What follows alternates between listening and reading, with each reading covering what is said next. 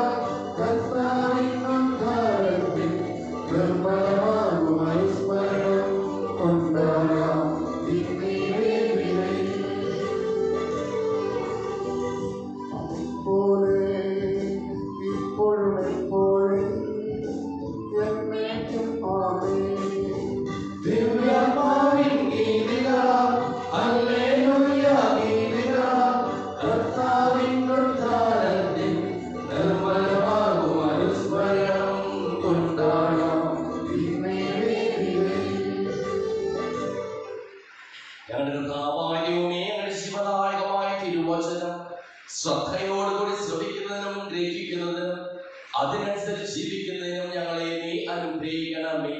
സകലത്തിനെയും നാഥായി നീക്കും.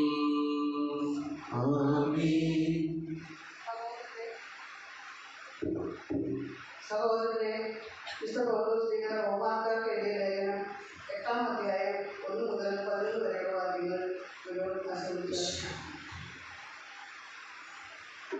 ആത്മാവിലുള്ള ജീവിതം ആകയാൽ ഇപ്പോൾ യേശുക്രിസ്തുവിനോട് ഐക്യപ്പെട്ടിരിക്കുന്നവർക്ക് ശിക്ഷാവിധിയില്ല.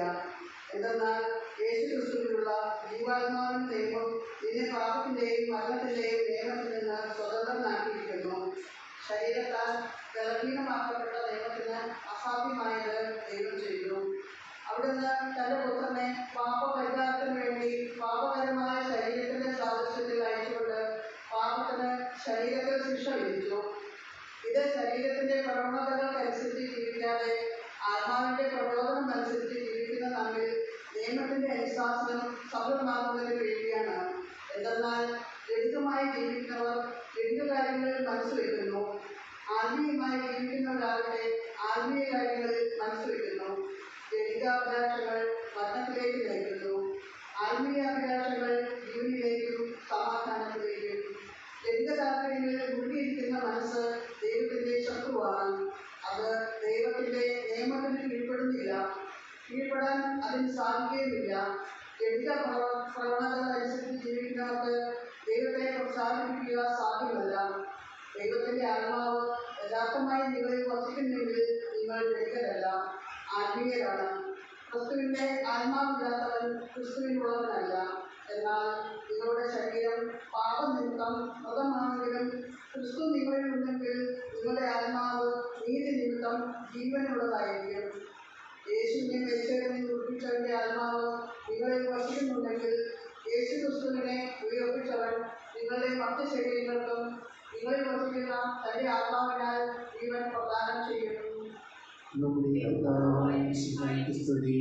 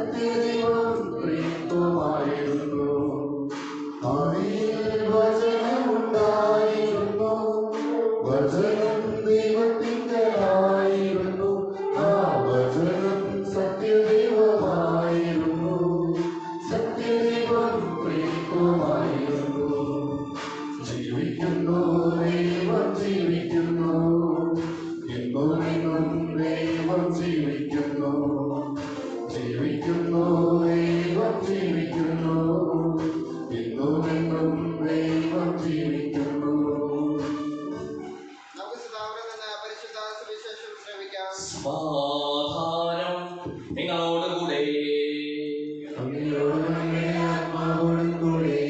യോഹന്നാൻ അറിയിച്ച നമ്മുടെ പരിശുദ്ധ സുവിശേഷം 5-ാം അധ്യായം 19 മുതലുള്ള തിരുവചനങ്ങൾ. യേശു പറഞ്ഞു, സത്യസത്യമായി ഞാൻ നിങ്ങളോട് പറയുന്നു, പിതാവ് ചെയ്തു കാണുന്നതല്ലാതെ പുത്രന് സ്വന്തം ഇഷ്ടമനുസരിച്ച് ഒന്നും പ്രവർത്തിക്കുവാൻ സാധിക്കുകയില്ല. എന്നാൽ പിതാവ് ചെയ്യുന്നതെല്ലാം അപ്രകാരം തന്നെ പുത്രനും ചെയ്യുന്നു. എന്നാൽ പിതാവ് പുത്രനെ സ്നേഹിക്കുകയും താൻ ചെയ്യുന്നതെല്ലാം അവനെ കാണിക്കുകയും ചെയ്യുന്നു. നിങ്ങൾ വിസ്മയിക്കത്തക്ക വിധം ഇവയേക്കാൾ വലിയ പ്രവൃത്തികളും അവിടുന്ന് അവരെ കാണിക്കും. പിതാവ് മരിച്ചവരെ എഴുന്നേൽപ്പിച്ച് അവർക്ക് ജീവൻ നൽകുന്നത് പോലെ തന്നെ പുത്രനും താൻ ഇച്ഛിക്കുന്നവർക്ക് ജീവൻ നൽകുന്നു. പിതാവ് ആരെയും വിധിക്കുന്നില്ല, വിധി മുഴുവനും അവിടുന്ന് പുത്രനെ ഏൽപ്പിച്ചിരിക്കുന്നു. പിതാവിനെ ആദരിക്കുന്നത് പോലെ തന്നെ എല്ലാവരും പുത്രനെ ആദരിക്കേണ്ടതിനാണ് ഇത്. പുത്രനെ ആദരിക്കാത്തവരാരും അവനെ അയച്ച പിതാവിനെയും ആദരിക്കുന്നില്ല. സത്യസത്യമായി ഞാൻ പറയുന്നു, എന്റെ വചനം കേൾക്കുകയും എന്നെ അയച്ചവരെ വിശ്വസിക്കുകയും ചെയ്തവന് നിത്യജീവനുണ്ട്. അവന് ശിക്ഷാവിധി ഉണ്ടാകുന്നില്ല, പ്രത്യുത അവൻ മരണത്തിൽ നിന്ന് ജീവനിലേക്ക് കടന്നിരിക്കുന്നു. സത്യസത്യമായി ഞങ്ങളോട് പറയുന്നു, മനുഷ്യർ ദൈവത്തിന്റെ സ്വരം ശ്രമിക്കുന്ന സമയം വരുന്നു, അല്ല വന്നു കഴിഞ്ഞു. ആ സ്വരം ശ്രമിക്കുന്നവർ ചിരിക്കും. എന്നാൽ പിതാവ് തന്നിൽ തന്നെ ജീവനുള്ളത് പോലെ തന്നെ പുത്രനും തന്നിൽ തന്നെ ജീവനുണ്ടാകുവാൻ അവിടുന്ന് വരം നൽകിയിരിക്കുന്നു. പുത്രനായതുകൊണ്ട് വിധികർത്താവാകുള്ള അധികാരവും അവൻ നൽകിയിരിക്കുന്നു. ഇതിൽ നിങ്ങൾ വിസ്മയിക്കേണ്ട. എന്നാൽ കല്ലറിയുള്ളവർ അവന്റെ സ്വരം ശ്രമിക്കുന്ന സമയം വരുന്നു. അപ്പോൾ നന്മ ചെയ്തവർ ജീവനുയർപ്പിനായി, തിന്മ ചെയ്തവർ ശിക്ഷാവിധി ഉയർപ്പിനായി പുറത്തു വരും. നമ്മുടെ കർത്താവായ യേശുവിനെ സ്തുതി.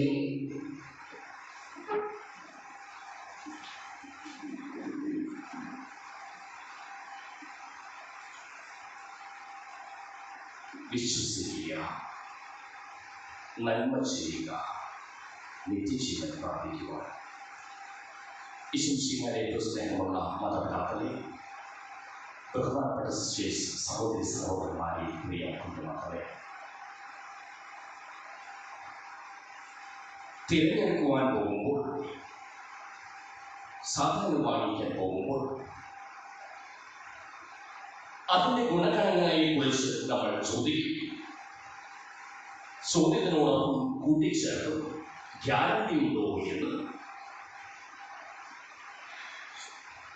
ഈ അടുത്തിടെ അല്ലെങ്കിൽ ഇപ്പോൾ തിരഞ്ഞെടുപ്പിന്റെ കാലമാണ്.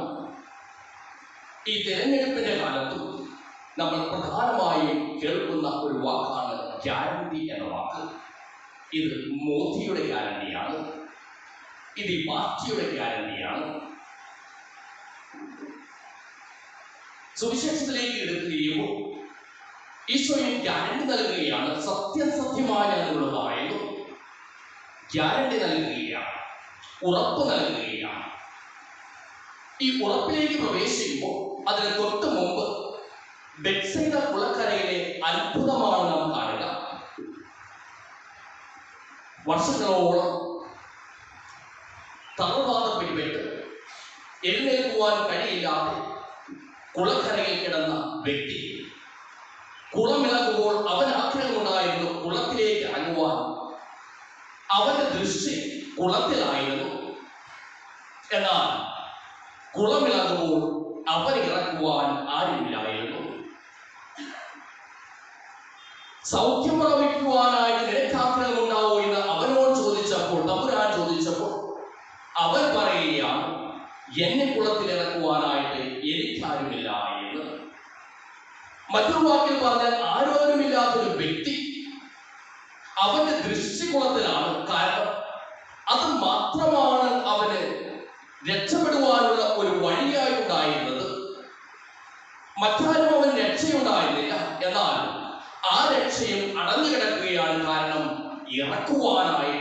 ഇറങ്ങുവാനായിട്ട് അവന് സാധിക്കുകയില്ല. അവിടെ യേശു അവരോട് പറയുകയാണ്, നീ കിടക്കയും എടുത്ത് നടക്കുക എന്ന്. അവന് സൗഖ്യം കൊടുക്കുകയാണ്. എന്നാൽ യഹൂദന്മാരെ സംബന്ധിച്ചിടത്തോളം അവർ ആ സൗഖ്യത്തെ കാണുന്നില്ല. അവന് വർഷങ്ങളോളമുള്ള അവന്റെ ആ അവശത കാണുന്നില്ല. മറിച്ച് അവർ കാണുക യേശുവിൽ കുറ്റമാണ്. അവൻ സാപത്തിൽ ലംഘിച്ചു. രണ്ട് കുറ്റങ്ങൾ കാണുന്നു. ആദ്യ കുറ്റം, അവൻ സാപത്തിൽ ലംഘിച്ചു. രണ്ടാമത്തെ കുറ്റം, അവൻ ദൈവത്തെ പിതാവേ എന്ന് വിളിച്ചു. ഈ രണ്ട് കുറ്റങ്ങൾ കാരണം യേശുവിനെ സംബന്ധിച്ചിടത്തോളം അവൻ പെട്ടെന്ന് തന്നെ അവിടെ നിന്ന് അപ്രത്യക്ഷമാകും നമുക്ക് കാണുവാനായിട്ട് സാധിക്കും. അതിന്റെ വിശദീകരണമായി നൽകുന്ന ഭാഗമാണ് ഇന്നത്തെ സുവിശേഷം. ഈ സുവിശേഷത്തിൽ നമുക്ക് കാണുവാനായിട്ട് സാധിക്കും ഒപ്പമാക്കുന്ന പിതാവിനെ കുറിച്ച്, ഞാനും എൻ്റെ പിതാവും ഒപ്പമാകുന്ന അവസ്ഥയെ കുറിച്ച്, ഒപ്പമാണ് എന്ന് പറയുന്ന തമ്പുരാനെ കുറിച്ച്. പാഠപുസ്തകങ്ങളിലും മറ്റും പെരുന്തച്ഛന്റെ കഥ നമ്മൾ കേട്ടിട്ടുണ്ട്.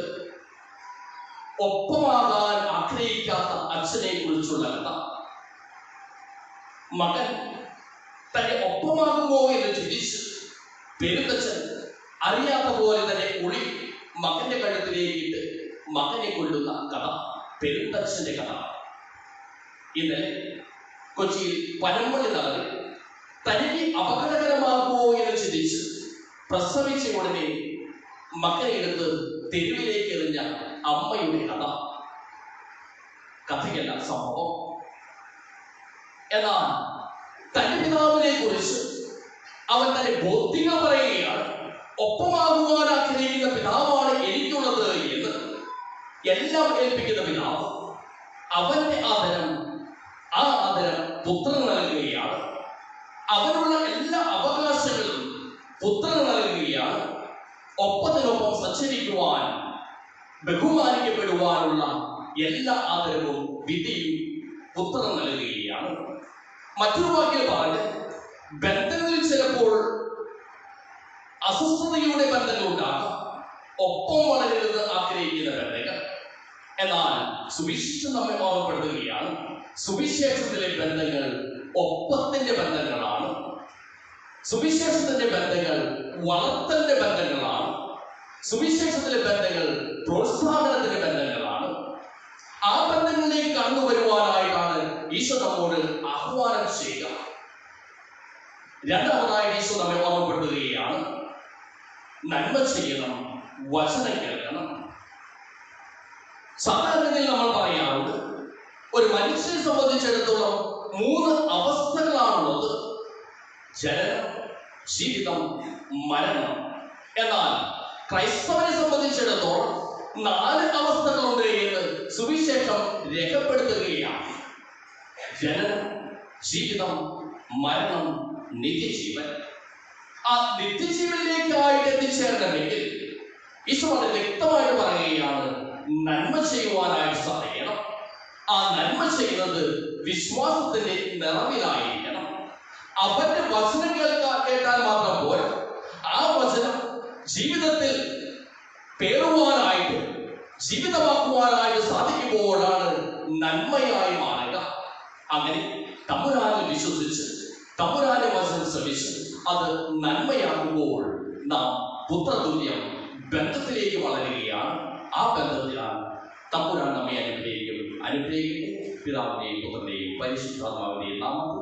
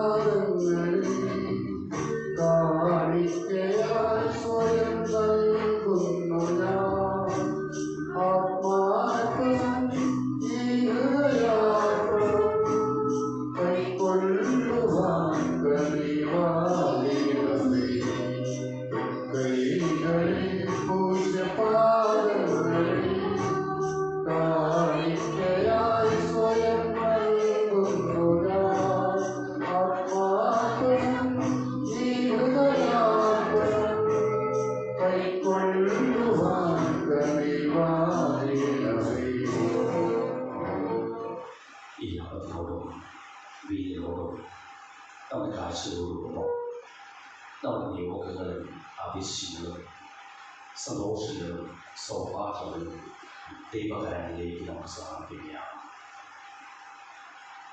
വിശ്വാസത്തോടും ബോധ്യത്തോടും കൂടി തമ്പുരാന്റെ വചനം ശ്രമിക്കുവാനും ആ വചനത്തിനനുസരിച്ച് ജീവിച്ച് നിത്യജീവൻ പ്രാപിക്കുവാനും ആവശ്യമായ കൃപ അവർക്ക് ചെയ്യുകയാണ്. അങ്ങയുടെ ആദ്യമായ ത്രിത്വത്തെ എപ്പോഴും എന്നേക്കും ഞങ്ങൾ സ്തുതിക്കും. നമ്മുടെ രക്ഷയ്ക്ക് വേണ്ടി എന്റെ വിഹാരത്തിനെയും മരണത്തിനെയും സംസ്കാരത്തിനെയും ഉദ്ധാരത്തിനെയും ഓർമ്മയാചരിക്കുവാൻ കൽപ്പിക്കുകയും ചെയ്ത വിശുദ്ധ വഴി പിതാവായ ദൈവം തന്റെ കൃപയാലും അനുഗ്രഹത്താലും ഈ കുർബാന നമ്മുടെ കരങ്ങളിൽ നിന്ന് സ്വീകരിക്കുമാറാകട്ടെ.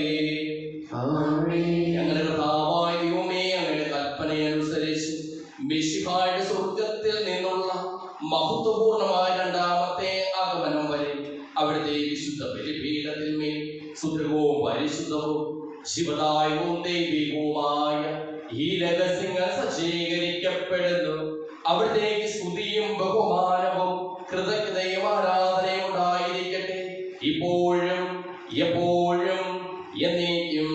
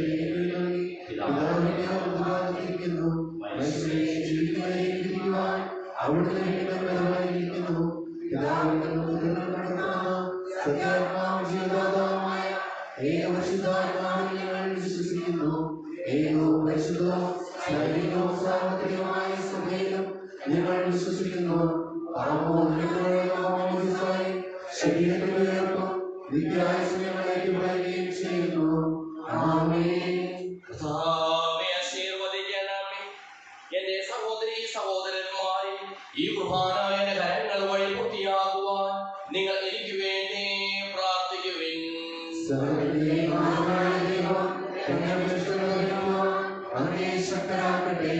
ഈ കുർബാന അവിടുന്ന് സ്വീകരിക്കണമേ.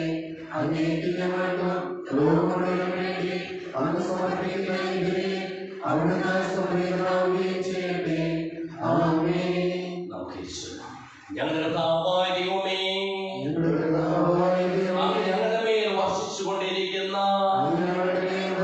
സമൃദ്ധമായ അനുഗ്രഹങ്ങളെ പ്രതി ഞങ്ങൾ അങ്ങേക്ക് നന്ദി പറയുന്നു.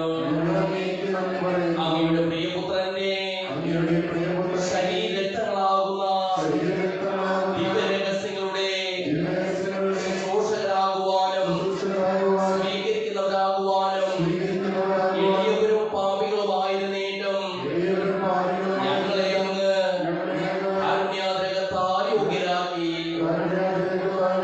അങ്ങ് നൽകിയ ഈ ദാനം തികഞ്ഞ സ്നേഹത്തോടും ഉറച്ച വിശ്വാസത്തോടും കൂടി പരികർമ്മം ചെയ്യുവാൻ ഞങ്ങളെ ഓരോരുത്തരെയും ശക്തരാക്കണമെന്ന് അങ്ങയോട് ഞങ്ങൾ അപേക്ഷിക്കുന്നു. ഞങ്ങൾ അങ്ങേക്ക് സ്തുതിയും ബഹുമാനവും കൃതജ്ഞതയും ആരാധനയും സമർപ്പിക്കുന്നു, ഇപ്പോഴും എപ്പോഴും എന്നേക്കും. സമാധാനം നിങ്ങളോടുകൂടെ. സഹോദരനെയും സ്നേഹത്തെ നിങ്ങൾ സമാധാനം ആശംസിക്കുന്നു.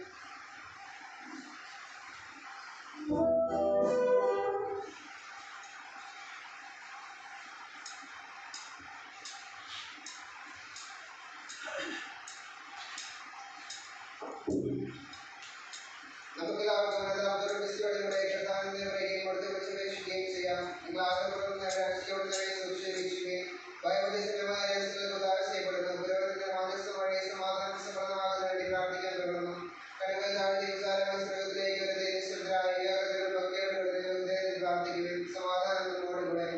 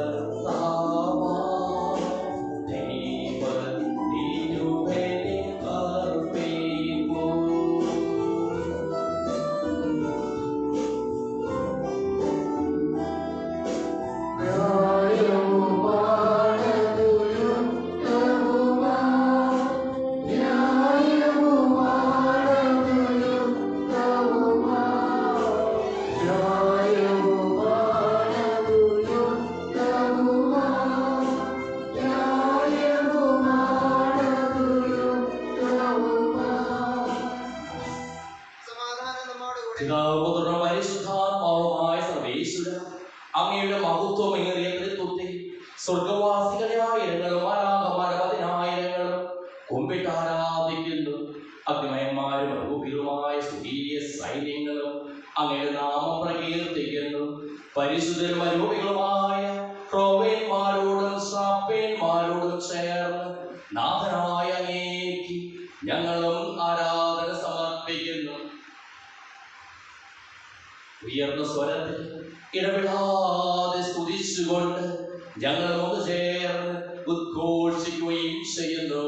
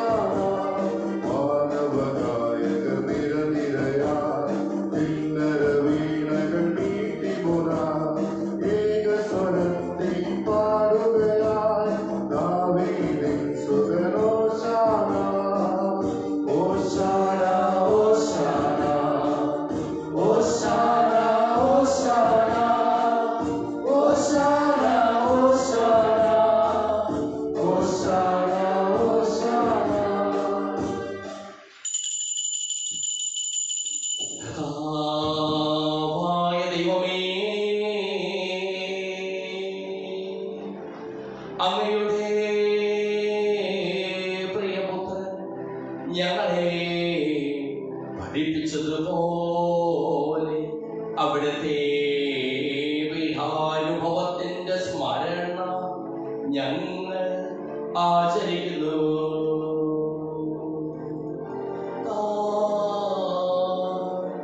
ഏൽപ്പിച്ചു കൊടുക്കപ്പെട്ട രാത്രിയിൽ ഈശോ നിർമ്മലമായ തൃക്കരങ്ങളിൽ അപ്പമെടുത്ത് സ്വർഗ്ഗത്തിലേക്ക് ആരാധ്യനായ പിതാവേ അങ്ങയുടെ പക്കലേക്ക് കണ്ണുകൾ ഉയർത്തി വാഴ്ത്തി വിഭജിച്ച് ശിഷ്യന്മാർക്ക് നൽകിക്കൊണ്ടരുൾ ചെയ്തു. ഇത് ഭവമോചനത്തിനായി നിങ്ങൾക്ക് വേണ്ടി വിഭജിക്കപ്പെടുന്ന എന്റെ ശരീരമാകുന്നു. നിങ്ങളെല്ലാവരും ഇതിൽ നിന്ന് വാങ്ങി ഭക്ഷിക്കുകയും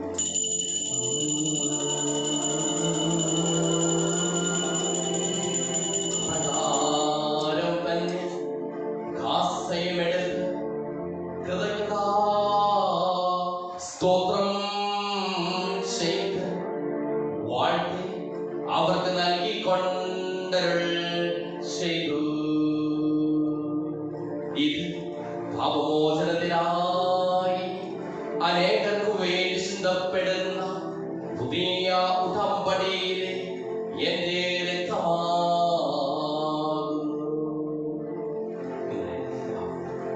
ഇതിന് വാങ്ങി പാനം ചെയ്യുക.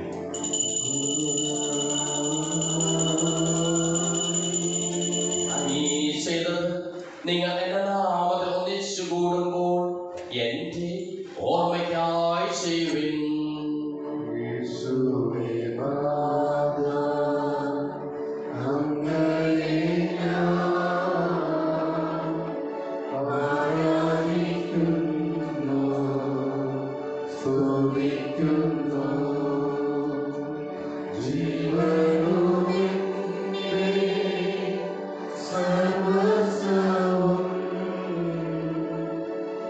We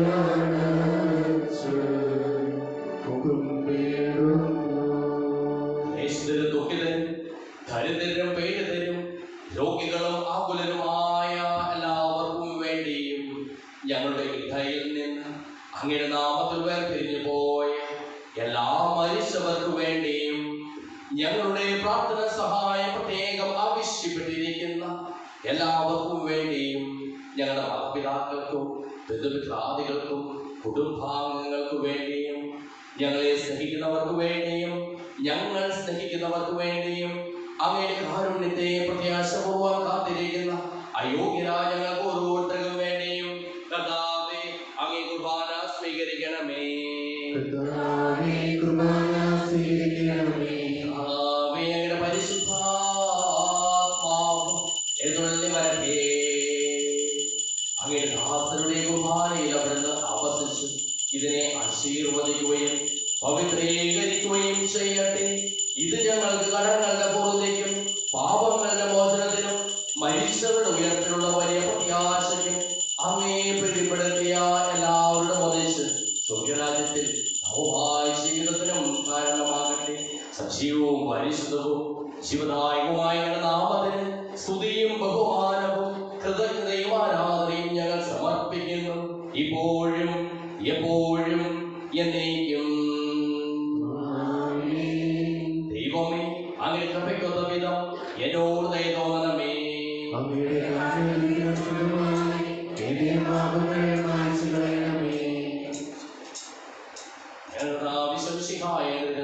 സ്തുതിയും ആരാധനയും എപ്പോഴും ഉണ്ടായിരിക്കട്ടെ.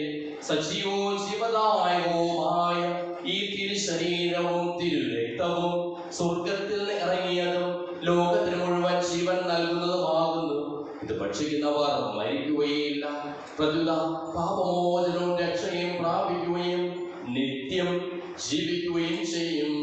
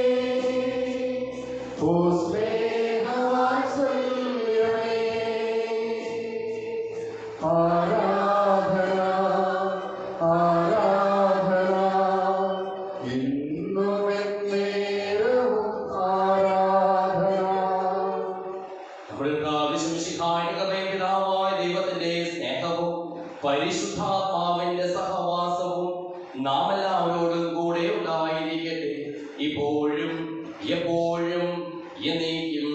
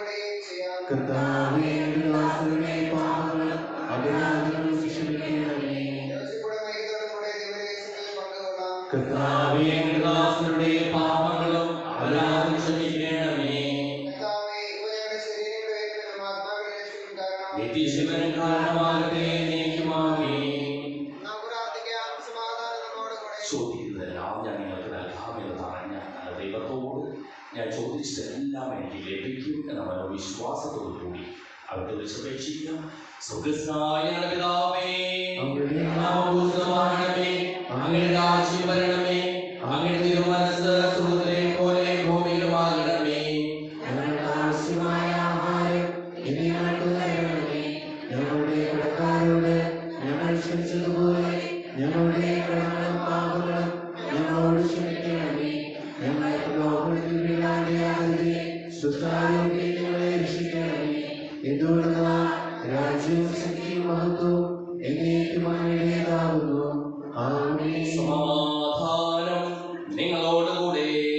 അങ്ങയോടും അങ്ങയുടെ ആത്മാവോടും വിശുദ്ധ കുർബാന വിശുദ്ധ ജനത്തിനുള്ളതാകുന്നു.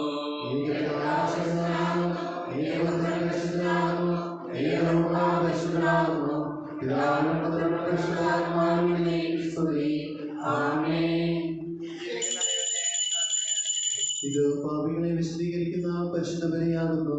സ്വർഗീയ ഭക്ഷണവും ഉന്നതത്തിൽ നിന്ന് നമുക്ക് വേണ്ടി ഒഴുകുവന്ന പാനീയവുമാകുന്നു.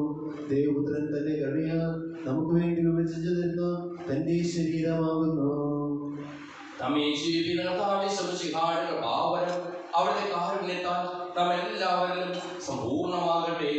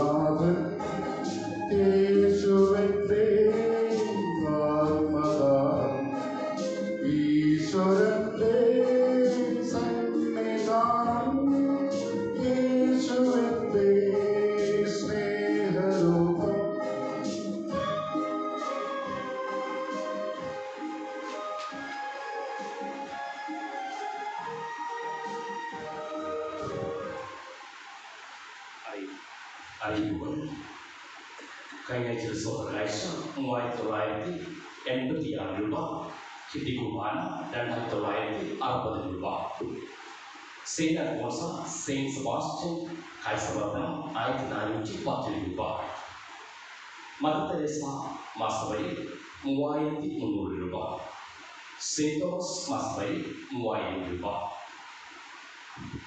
സെന്റ് മേരീസ് കുടുംബ യോഗം ഇന്ന് വൈകിട്ട് 5 മണിക്ക് നെയ്യൽ സന്ധി ലാസന്റെ വസതിയിൽ സമ്മേളിക്കുന്നതാണ്.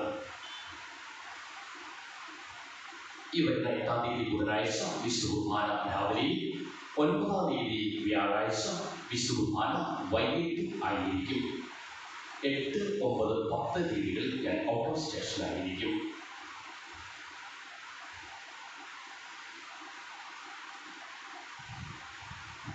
അടുത്ത ഞായറാഴ്ച ആദ്യത്തെ കുർബാനയ്ക്ക് ശേഷം പാരിഷ് കൗൺസിൽ മീറ്റിംഗ് ഉണ്ടായിരിക്കും. ഇന്ന് 2ാമത്തെ കുർബാന 8:30 ആയിരിക്കും. ആദ്യ കുർബാന സ്ട്രൈറ്റ് ലേഖനത്തോടനുബന്ധിച്ചായിരിക്കും 2ാമത്തെ കുർബാന. നമ്മുടെ ഇടവക വൈദികനായ ബഹുമാനപ്പെട്ട ബേസിക് പുതുശ്ശേരി അച്ഛൻ്റെ നേതൃത്വത്തിൽ മലപ്പുറ ഭവനയിലെ ആനപ്പാറ ഫാത്തിമമാല ദേവാലയം പുനർനിർമ്മിച്ച് അടുത്ത ഞായറാഴ്ച 3:30 ആശീർവദിക്കുകയാണ്. ബഹുമാനപ്പെട്ട അച്ഛന് നമ്മുടെ ഇടവകയുടെ പേരിൽ എല്ലാ അഭിനന്ദനങ്ങളും പ്രാർത്ഥനകളും ആശംസിക്കുന്നു. സാധിക്കുന്നവർ സാന്നിധ്യമുണ്ട് അച്ഛനെ പ്രോത്സാഹിപ്പിക്കണമെന്ന് പ്രത്യേകം ഓർമ്മപ്പെടുന്നു. അച്ഛനോടൊപ്പം അതോടൊപ്പം തന്നെ നമുക്കും ഒരു ദേവാലയം സ്വപ്നം കാണുവാനും അതിനായിട്ട് കരുതലും പ്രാർത്ഥനയും ഒക്കെ ഉൾക്കൊള്ളുവാനും പ്രത്യേകം താല്പര്യമെന്ന് പ്രത്യേകം ഓർമ്മപ്പെടുത്തുന്നു. നമുക്ക് പ്രാർത്ഥിക്കാം. വിവാഹ അറിയിപ്പ്. ഈ പറഞ്ഞ ഇടവക പണമാർക്കമേൽ വർഗീസ് ബിന്ദു മകൻ ചാൾസും ഈ പറഞ്ഞ ഇടവക ആശീർവാദ് ഉലഹനാൻ മേരി മകൾ ആശ്രയും തമ്മിൽ വിവാഹിതരാവാൻ നിശ്ചയിച്ചിരിക്കുന്നു. പരിശുദ്ധാത്മാവിന്റെ കൃപാവരത്താൽ സുദീർഘവും പരിശുദ്ധവും ജീവദായകവും ദൈവികവുമായ യേശുക്രിസ്തു നിർമ്മിച്ച് ഇവയിൽ പങ്കുകാരായ യോഗ്യരായിട്ടുള്ള നമുക്കെല്ലാവർക്കും ഇവിടെ ദാതാവായ ദൈവത്തിന് സ്തുതിയും കൃതജ്ഞതയും സമർപ്പിക്കാം.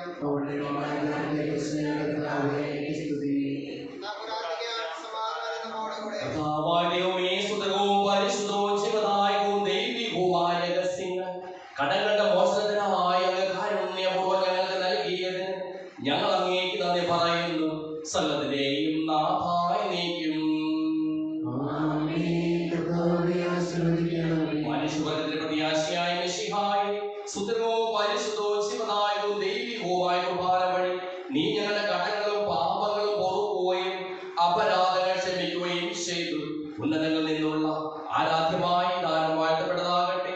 സകലത്തിനെയും നാഥായ നീക്കും